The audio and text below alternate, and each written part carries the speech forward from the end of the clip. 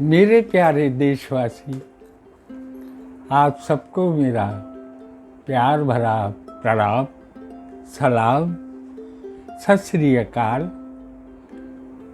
Good evening. आज सबसे पहले मैं आपको ईद की बधाई देता हूँ। यह हमारे देश का बहुत बड़ा त्यौहार है। ये मिलन का, सब्र का, प्रेम का, भाईचारे का, और मैं क्या कहूँ, इसे सहनशीलता के लिए शायद इससे बड़ा त्यौहार नहीं हो। आप तपिश में, गर्मी में, बिना पानी के आप उपवास रखते हैं, रोज़ा रखते हैं। हमको बहुत कुछ सिखाता है। सब्र, संतोष, सहनशीलता और भाईचारा। लक्ष्मीकांत प्यारेलाल की बनाई हुई धुन का एक गीत याद आ जाता है इन दिनों। ईद के दिन गले मिलने आ जा। बहुत बड़ा इसके अंदर संदेश है, जो सबको, हमको मिलाने के लिए, सबको ये कहता है, दूर मत रहो, एक दूसरे के दिल में रहो, प्यार करो, मोहब्बत करो। इन सब बातों को ध्यान में रखते हुए ये ईद के दिन आज मुझे अपना एक दोस्त याद आ गया। सिकंदराबाद, जहाँ मैं पैदा हुआ, जिला बुलंदशहर में, वहाँ पर हमारे घर के पीछे तो पूरब की ओर था। वहाँ तो सक्सेना फैमिली रहती थी। हम लोग कायसवाड़े में रहते थे। और जो दक्षिण की तरफ था, वहाँ पर पूरी मुस्लिम कॉलोनी शुरू हो जाती थी। और सबसे पहला जो घर था, उसमें एक बेवा रहती थी। मेरी माँ से उनका परिचय था। तो उन्होंने एक ही लड़का था उनके, मजहर हसन। मेरे साथ पढ़ता था वो। जब तक सिकंदराबाद में रहे, 10वीं तक हम लोग साथ साथ पढ़े। फिर 12वीं के लिए मैंने साइंस ले ली। मैं कहीं और चला गया, वो कहीं और चला गया। उसके बाद में मुझे भी नौकरी की ज़रूरत पड़ गई। 12वीं के बाद में बीच में पढ़ाई छोड़ के मैं नौकरी में निकल आया। जब मैं दिल्ली आ गया तो मालूम हुआ बहुत दिन बाद, एक शख्स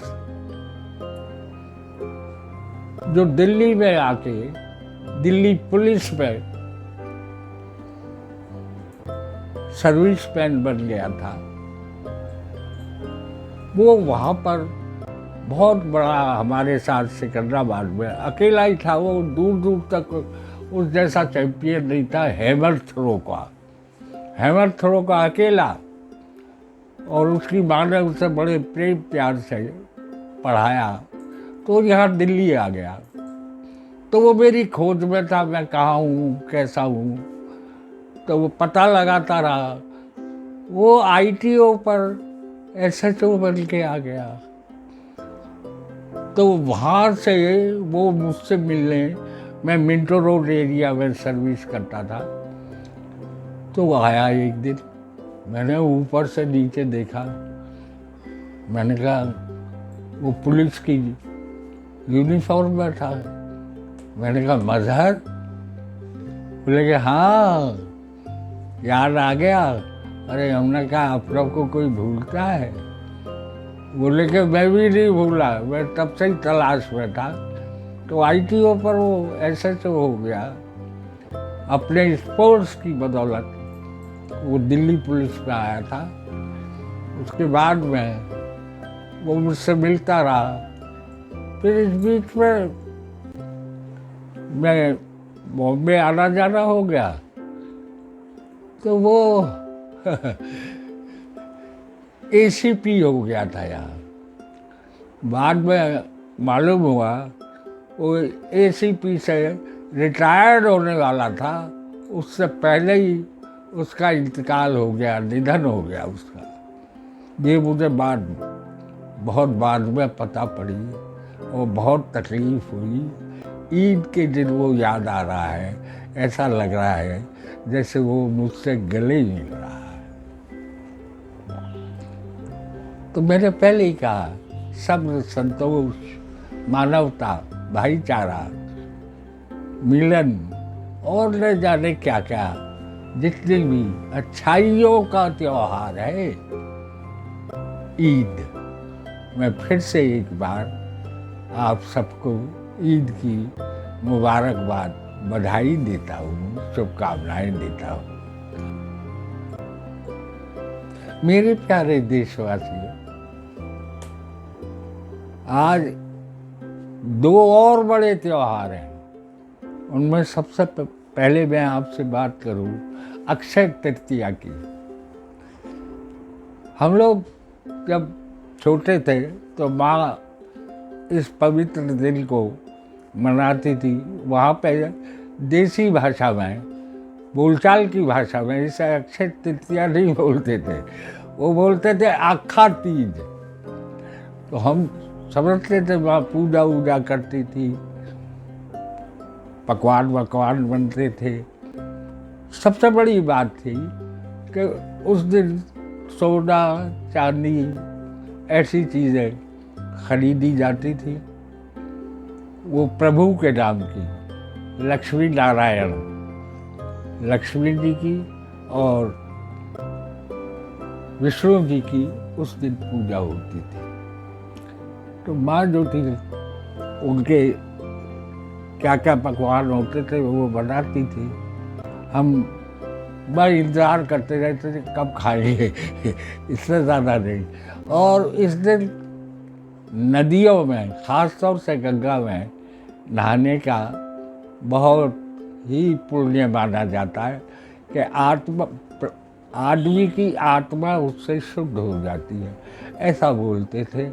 और बहुत चलन में था। देखो जी, जो मध्यम श्रेणी के आदमी हैं वो तो सोना चांदी ये क्या खरीदते हैं, ये बेचारे लड़कियों की शादी में या लड़कों की शादी में खरीदते थे। लेकिन उस दिन कुछ ना कुछ खरीदना ये एक मान्यता थी, परंपरा थी। अब इसके पीछे क्या इतिहास है, क्या पौराणिक विचारधारा है, उसका मैं विश्लेषण नहीं कर पाऊँगा, क्योंकि इतना नहीं, जितना मैं जानता हूँ उतना मैं आपसे बात कर रहा हूँ।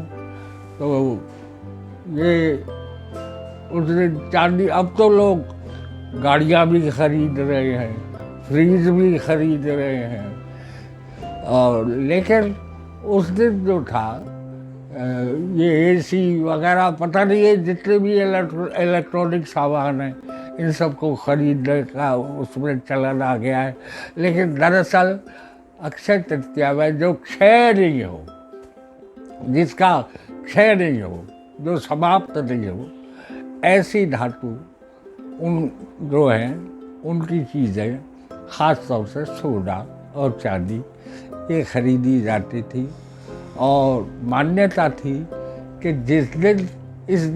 जिस दिन भी किसी का विवाह नहीं हो पाए, मतलब मिलान करते ना पंडित, तो उसमें अगर नहीं मिल पा रहा है, किसी का सूझ नहीं रहा है विवाह, तो इस स्थिति को भी आप जो है बेखौफ होकर आप विवाह कर सकते हैं। तो आज के दिन बहुत सारी शादियाँ, बहुत सारे विवाह होंगे, उन सबको मेरी शुभकामनाएं। और साहब मैं क्या बताऊं, परशुराम जयंती है। इस जयंती के मुझे एक नहीं अनेकों पुरस्कार मिले हैं परशुराम जयंती के। तो याद आया, ये हमारे विष्णु जी के ही अवतार हैं। छठे है मेरा जहाँ तक ख्याल है। इनकी बहुत सारी कथाएं हैं कि इन्होंने लक्ष्मण संवाद रामचरितमानस में, रामायण में आता है इनके साथ, और महाभारत में कर्ण जो इनका शिष्य बन गया था, मतलब वो क्षत्रिय को शिष्य नहीं बनाते थे। तो एक बार कोई कीड़ा उसके पैर पे बैठ गया और परशुराम जी की वो सेवा कर रहे थे, चरण दबा रहे थे, तो उसने कीड़े को हटाया नहीं वहाँ से, जख्म पर से, उसके जख्म हो गया कीड़े से। तो परशुराम जी की जब तंद्रा खुली, निद्रा तो नहीं तंद्रा, तो उसमें उन्होंने देखा कि कीड़ा कर्ण के पैर को काट रहा है। तो उन्होंने कहा कि ब्राह्मण में इतनी सहनशीलता नहीं होती है, ना इतनी तन्मयता होती है। बोले बताओ तुम कौन हो। फिर वो भेद खुल गया। फिर भी उन्होंने उसे आशीर्वाद ही दिया एक तरह का।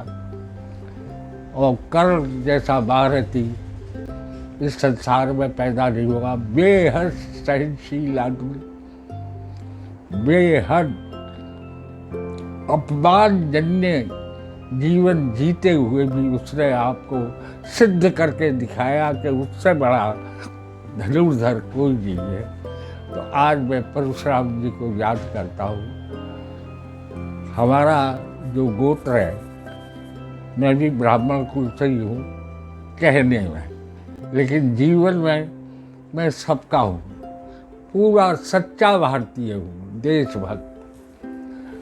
तो हमारा गोत्र भी पाराशर है, इसलिए ध्यान आ जाता है कभी कभी कि परशुराम जयंती पे मैंने कितने प्रोग्राम किए, बहुत किए। मेरे पास उनकी मूर्तियाँ भी रखी हुई है, प्रतीक चिन्ह भी रखे हुए हैं, और कवि सम्मेलन उनकी याद में, उनकी स्मृति में जो होता था ज़रूर बुलाते थे जी हमको। हमें तो जहाँ भी निमंत्रण मिला वहाँ कवि सम्मेलन कराए। जीवन अब जो है वो गति तो नहीं है, लेकिन दिमागी गति मेरी आज भी वही है। शरीर से नहीं सही, लेकिन दिमागी गति पूरी देशभक्ति में, पूरे देश के जितने भी मेरे भारतवासी हैं, जितने निवासी हैं, सबके साथ मेरा प्रेम प्यार है। उन सबको मेरा जय हिंद, जय भारत। चलते चलते मैं आपको एक मेरा बहुत पुराना गीत है जो सिकंदराबाद में ही लिख लिया था मैंने, जब मैं सिकंदराबाद में था, उसकी एक पंक्ति आपको सुनाई देता हूँ। हिंदू का बेटा हूँ, भाई मुसलमानों का, हिंदू का बेटा हूँ, भाई मुसलमानों का, लेकिन दीवाना हूँ मैं तो इंसानों का, हिंदू का बेटा हूँ।